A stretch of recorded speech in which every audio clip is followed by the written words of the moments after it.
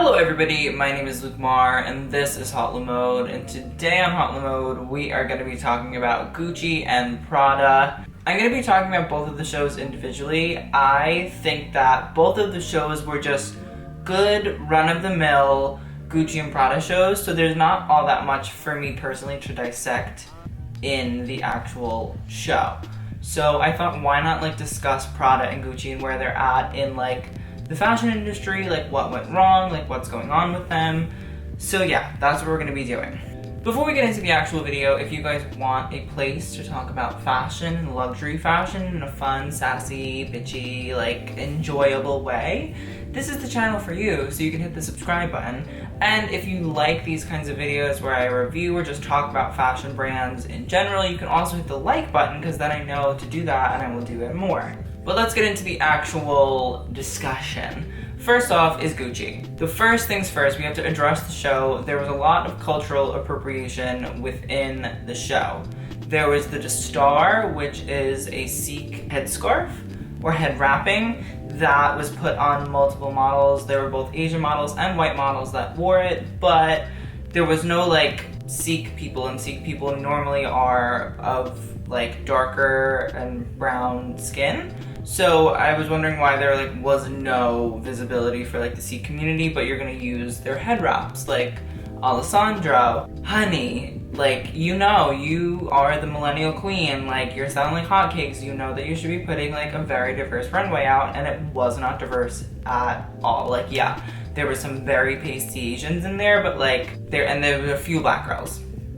That does not make a diverse show, okay? So we gotta work on that. Also, there were multiple hijabs or niqabs, which are Muslim head wrapping normally associated with women. That also was something that I wanted to talk about, because I feel that in reality, there still needs to be more people of color, especially if you're going to do a Sikh head wrapping or a Muslim head wrapping, people that actually represent what you're trying to portray. So while a lace purple niqab is really nice and wonderful, you have to be putting more people of color on the runway. But I also think this, and for something else that I'm going to talk about after this, I also don't think that Alessandro is doing this maliciously. I do think that it could definitely be a nod to the Arab consumer. Now, I know that as an American, we have very different ways that we associate cultural appropriation with the majority of the other cultures or countries in the world, but I think we also have to remove ourselves from our personal worldview. And I understand the cultural appropriation thing, and I don't think it's right, and I think that there should be more models of color on the runway. I do, but I also think we have to step outside of ourselves and look at that those cultures might actually very much so appreciate that nod. They might not see it as offensive, so we have to take a step back and really look at how the other cultures find that. And so also a Japanese pagoda tower, which was worn as a headpiece by a white male model. And again, there should be more models of color on the runway. But also, again, there are Japanese luxury customers that might see this as an appreciation instead of appropriation in terms of Gucci. They might see that and say, oh, they really appreciate and love our culture. I have seen videos where Japanese people specifically say that they really enjoy when white people wear traditional Japanese pieces and they're not offended by it. So again, it's just kind of removing ourselves from what Americans, as an American, we think, and so seeing it from just a different cultural view. Also, there were these indigenous sweaters. I'm sure that they are probably indigenous, so if anybody knows, please tell me in the comments. I'd love to learn about them. But again, especially indigenous people, you 100% are not putting any indigenous people on the runway, so why are you putting indigenous sweaters and trying to make money off of indigenous people? So all I'm saying is, the more people of color you hire, the more culturally aware, the more culturally diverse your company is, and you get a lot less heat because, your head creative director could be an indigenous American person. So then inherently these sweaters that you're putting down the runway are a cultural celebration instead of a cultural kidnapping. So Alessandro, let's work on that. So let me know what you guys thought of all of that in the comments below. Some of it could be very wrong, and if you think it is, please let me know. I'd love to have a discussion about it. It's something that I'm very open to learning about. Also, the balaclavas, which is like a Russian ski mask that is usually associated with people like stealing from a bank.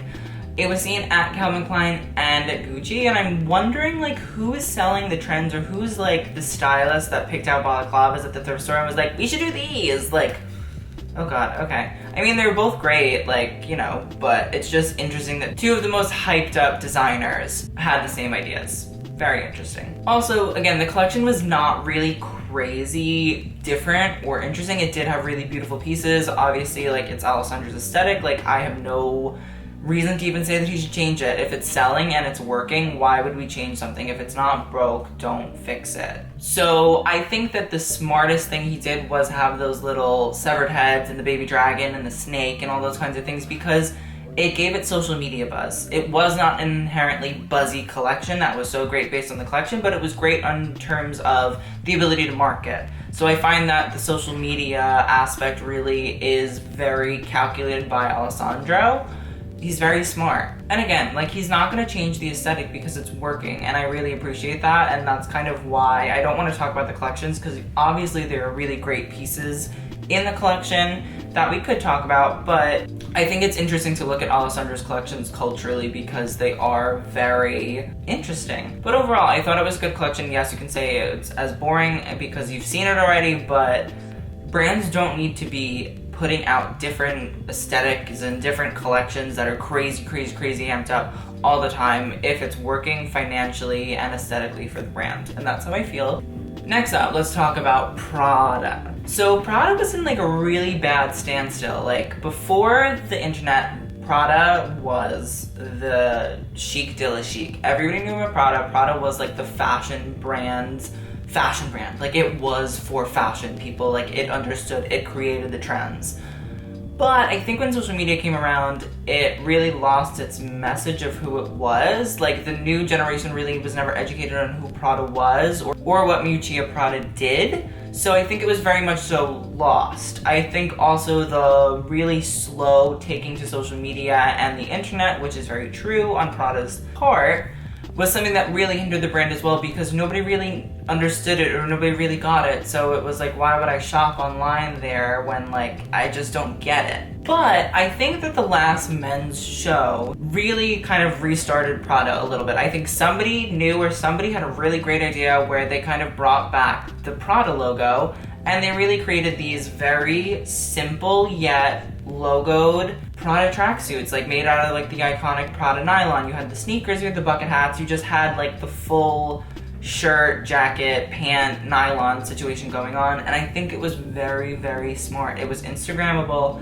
I started seeing like the Korean fashion people like going for it. They were in all Prada moments. So I'm predicting that Prada will be like the next brand that pops off, and we might continue to see the tracksuit. I like this collection a lot. I think it had really great pieces. Like, I was never a big Prada person. I've never been like, oh, Prada. But like recently I've really come to appreciate what it is and how the brand works. And I think that if any of you guys are like, oh, I hate Prada, I think you should really like look into it and like try to like really be open to the idea of it, because it helps you see that like Prada is a really great, influential, one of the best fashion brands. And it's sad that it lost its standing and it kind of got replaced by Balenciaga. But I will say with this collection, it was beautiful, but the day glow colors do not help. Lucia, stay away from neon anything. It's just not cute and it does not sell. I hate to be the bearer of bad news. Inherently, it was just a normal Prada collection, like no, you know, craziness going on. But I think that the end of the show, where the women had on the tracksuits, was a very influential moment. I think that brands like Gucci and Balenciaga are really great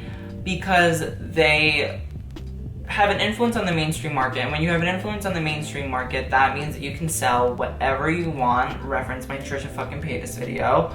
And people will buy it because there's clout, there's influence behind the brand. And so when that happens, I think that the fashion industry luckily opens up a lot more. It gives us more room and more finance to be more creative and to work with other people, such as like with Gucci, the Dapper Dan thing in Harlem. You have the Ignacy Monreal you know, photos. Like, you have all of these ways that brands can extend their influence to smaller, younger creatives, which I think is really, really great. I think that Prada selling its logoed, normal, boring kind of shit, which it's beautifully made, it's beautiful, it's Prada, but, you know, it will attract the mainstream market because it won't, you know, it won't change the tide. It won't be anything different. It will just be another brand.